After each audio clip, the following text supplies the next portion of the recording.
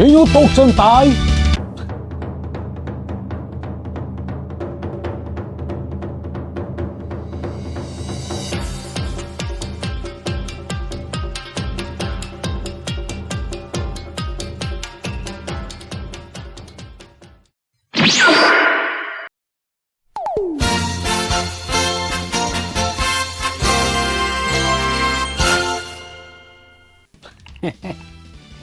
Ouais, j'ai craqué, ouais. Mais rassurez-vous, je vais pas rester comme ça toute la vidéo. Aujourd'hui, vous l'avez deviné, bon, j'ai essayé de reproduire les cornes. On va parler, je vais regretter ça un jour, je le sens. On va parler de Ginyu. Me revoilà un peu plus présentable. Donc, comme je vous disais, on va parler de Ginyu. Un personnage vraiment très important et haut en couleur.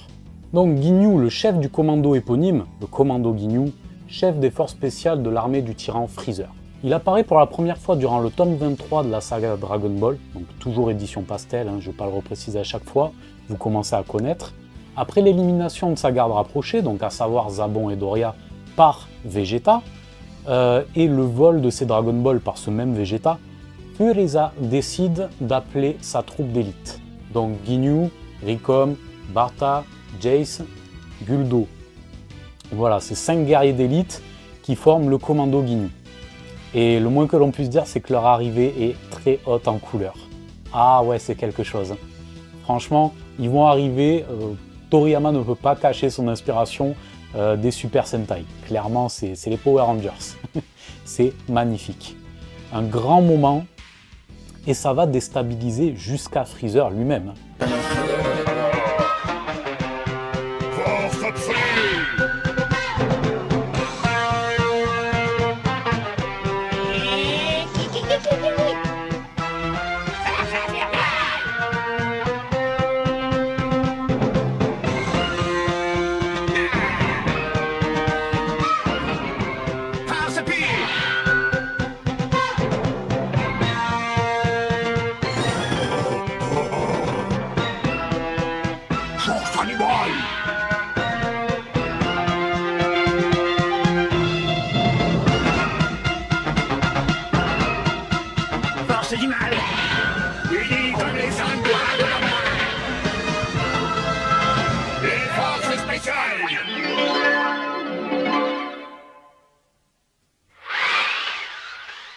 Ah ouais, franchement, ils vont leur sortir leur petite chorégraphie aux petits oignons. Pépite, un vrai bijou. J'en garde des souvenirs mémorables.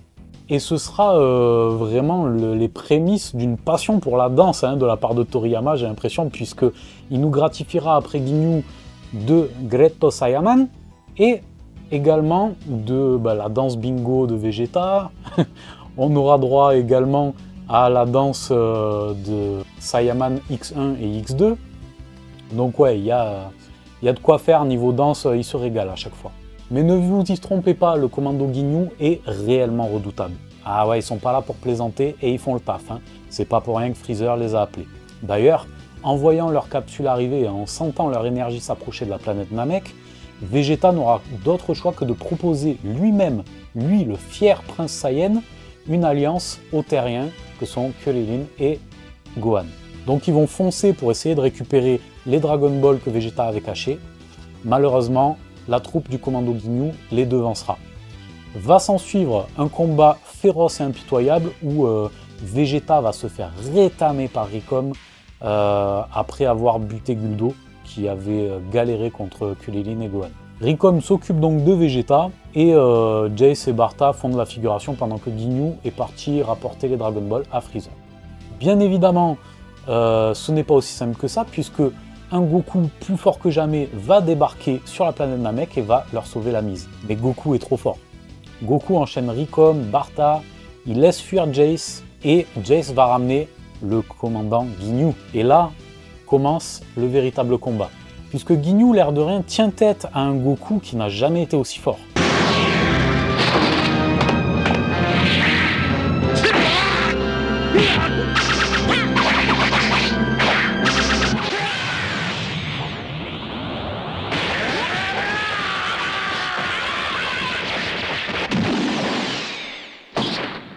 Jusqu'au moment où ce dernier utilise le Kaioken.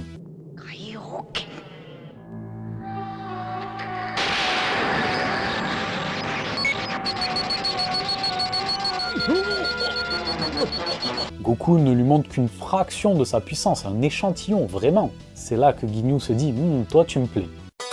Oh, you touch my tra-la-la. My ding-ding-dong. Alors, n'y voyez aucune tendance, je ne pense pas. Mais voilà, Ginyu s'auto-mutile, laissant Goku un petit peu choqué, et va nous proposer sa capacité spéciale. C'est ce qui fait véritablement la force de Ginyu. Outre le fait que ce soit un combattant très puissant, il peut échanger de corps avec n'importe qui en permutant les âmes. Donc c'est totalement pété comme pouvoir, et une question se pose, pourquoi il n'a jamais utilisé ce pouvoir sur Freezer? Parce que je pense clairement que Freezer est d'un type similaire au niveau de la gestion de puissance à Ginyu. C'est pas du contrôle de l'esprit là pour augmenter sa force. Parce que très clairement, ce pouvoir va se retourner contre lui lorsqu'il prendra possession du corps de Goku, puisqu'il n'a pas l'harmonie entre le corps et l'esprit pour maîtriser le Kaioken. Ce n'est pas à la portée de tout le monde. Goku est le seul utilisateur, à part Maître Kaio, de cette technique. Et d'ailleurs, c'est bien dommage. Parce que lorsqu'on voit Krillin, ou surtout Yamcha, Tenshinhan, Chaozu, Piccolo, malgré leur bref séjour chez Maître Kaio, ils auraient pu apprendre le Kaioken, très clairement. Ça aurait pu leur donner un petit level up assez sympa d'ailleurs. Surtout que le Kaioken va devenir obsolète pour Goku assez rapidement, avec l'apparition du Super Saiyan. En attendant, cet échange de corps va nous proposer, bien avant l'OAV de Thalès avec le combat fratricide et Black Goku dans Dragon Ball Super, une version diabolique de notre héros. C'est la première fois qu'on va avoir un Goku démoniaque. Enfin, démoniaque, je m'entends, mais en tout cas avec le Scouter. Et je regrette que Toriyama n'ait pas pris le parti de pousser le truc jusqu'au bout, à savoir le faire aller au vaisseau et se changer avec une tenue Saiyan par exemple. Ça aurait pu donner un truc encore plus stylé, je trouve. C'est dommage. Mais en attendant, c'est l'apparition, en tout cas en apparence, d'un guerrier ultra badass. Mais bon, comme je vous ai dit, ça va se retourner contre lui, puisque Vegeta va se faire un plaisir de le rétamer, en abîmant au passage le corps de Goku. Et Goku en profitera d'ailleurs lorsque Ginyu va essayer de s'emparer du corps de Vegeta pour réintégrer son propre corps. Et lorsqu'il va essayer pour la deuxième fois de s'emparer du corps du prince Saiyan, Goku le piégera dans le corps d'un crapaud. Donc voilà, c'est fini pour Ginyu.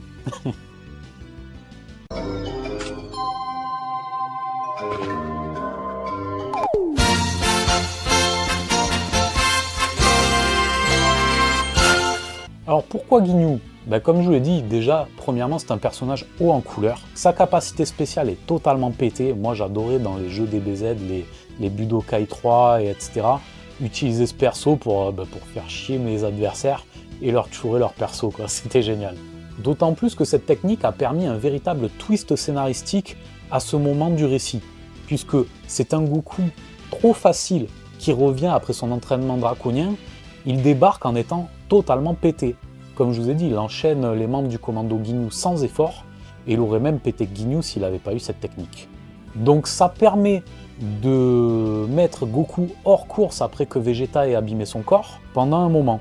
Goku bénéficiera ainsi déjà d'un Super Zenkai, ce qui lui permettra donc sa capacité spéciale des Saiyans lorsqu'il frôle la mort à revenir encore plus fort et à dépasser leurs limites. Et au final, voilà, ça lui permettra de faire office de Deus Ex Machina pour venir une nouvelle fois à la rescousse de tout le monde.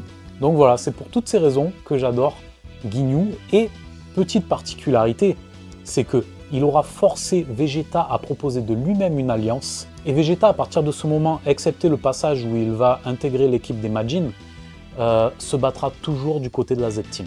Il n'en sortira plus jamais à partir de ce moment. C'est la première fois que Vegeta rejoint le côté lumineux de la force. Voilà, c'est tout pour aujourd'hui les Genin. J'espère que vous avez kiffé cette petite présentation du génial commandant Ginyu. N'hésitez pas à lâcher les pouces en l'air, abonnez-vous, likez, partagez surtout, parlez-en autour de vous, soutenez la chaîne, soyez curieux, lâchez des commentaires, dites-moi ce que vous en avez pensé, vraiment ça m'intéresse énormément d'en parler avec vous, et je vous dis à la prochaine. Ciao.